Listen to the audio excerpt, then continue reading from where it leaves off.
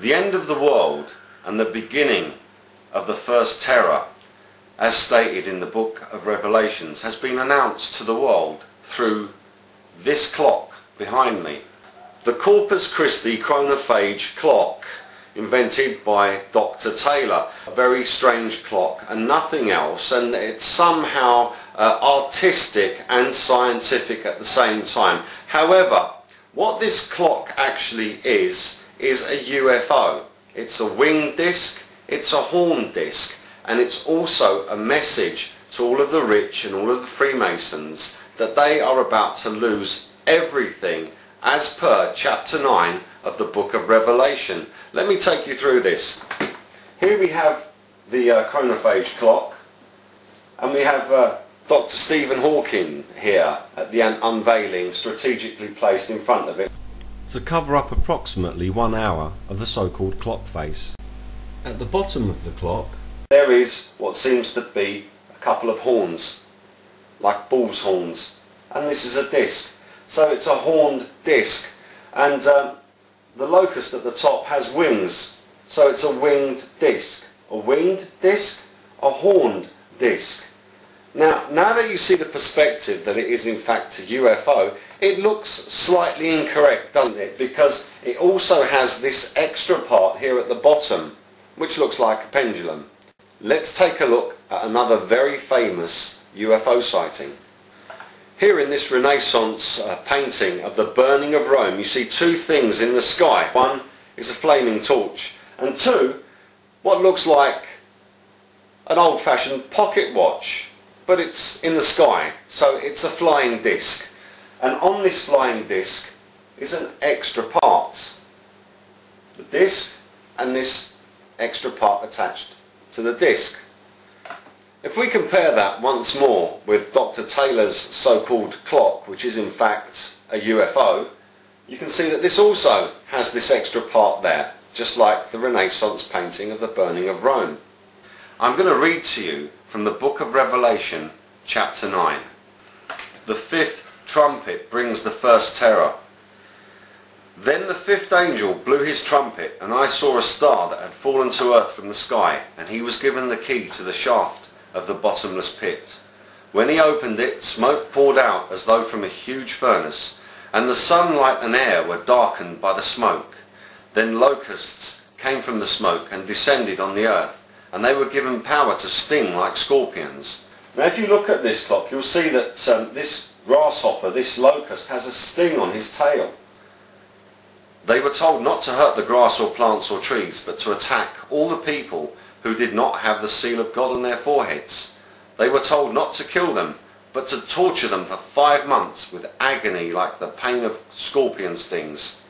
In those days people will seek death, but will not find it. They will long to die, but death will flee away. This is where God takes away death. Death was defeated on the cross by Jesus Christ, and he said, "It is finished." They were told not to hurt the grass or plants or trees, but to attack all the people who did not have the seal of God on their foreheads. Now that means if you have the mark of the beast,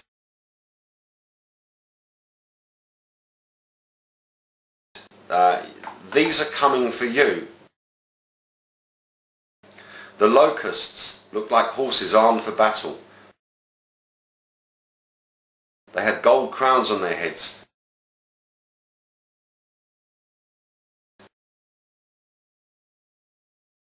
And they had human faces. Their hair was long like the hair of a woman, and their teeth were like the teeth of a lion. The locust also has fearsome teeth. They wore armour made of iron, and their wings roared like an army of chariots rushing into battle. They had tails that stung like scorpions, with power to torture people. This power was given to them for 5 months. Their king is the angel from the bottomless pit. So it's an angel we're talking about here. His name in Hebrew is Abaddon, and in Greek, Apollyon, the destroyer. The first terror is past, but look, 2 more terrors are coming. Now as you can see, this locust has very strange eyes. They are in fact reptilian eyes. They are more like the eyes of a crocodile.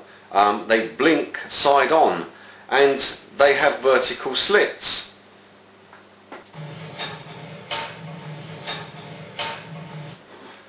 Now, we're told that Satan is a reptilian, and that the fallen angels also will be reptilians, and that their children, the tares, are half human, half reptilian.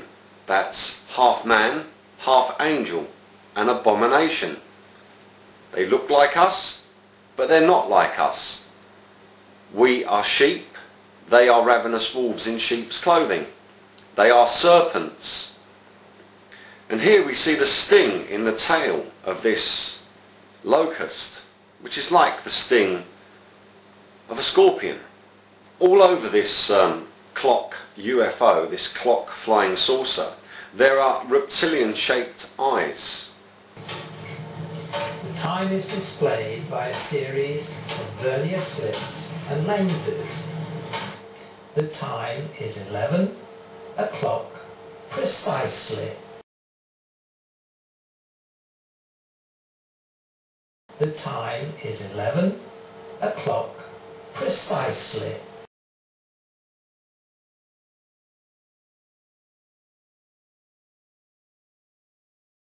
On the inside of the escape wheel is the disc of slits for the seconds.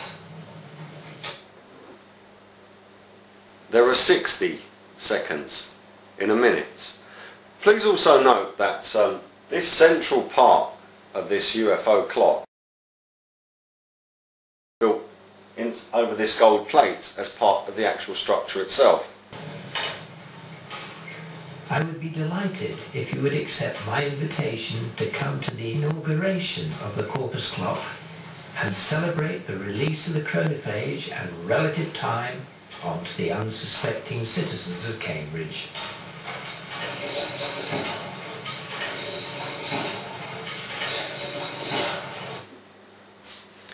So this chronophage is released onto the unsuspecting public of Cambridge. Well, that would tell me that most of the people in Cambridge don't actually know what this clock is. If they see this video they will, as the rest of you will.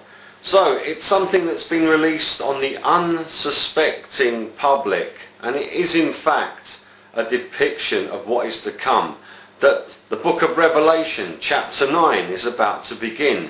So what's the easiest way of collecting up a whole planet's resources? Well, if I were them, what I would do is I would find traitors and I would give them a very special name and make them think that they're all important. Perhaps I'd call them Freemasons, and I'd give them secret signals, and I'd make sure that if any of them got arrested, all they had to do was give a secret signal and they would be released, and so on and so forth, and that their business didn't have to pay any tax. Yes, there is something like that going on too. And I would make sure that they collected everything, and that they had it all in their bank accounts, and that they had it all stored up for me in specific places. And then I would descend upon them and carry out what I intended to do in the first place. Because Satan's objective is the complete destruction of all mankind. So if you are man, if you are human, and you're a Freemason, well, they are coming for you, because you're the ones with all of the resources, and it serves you right.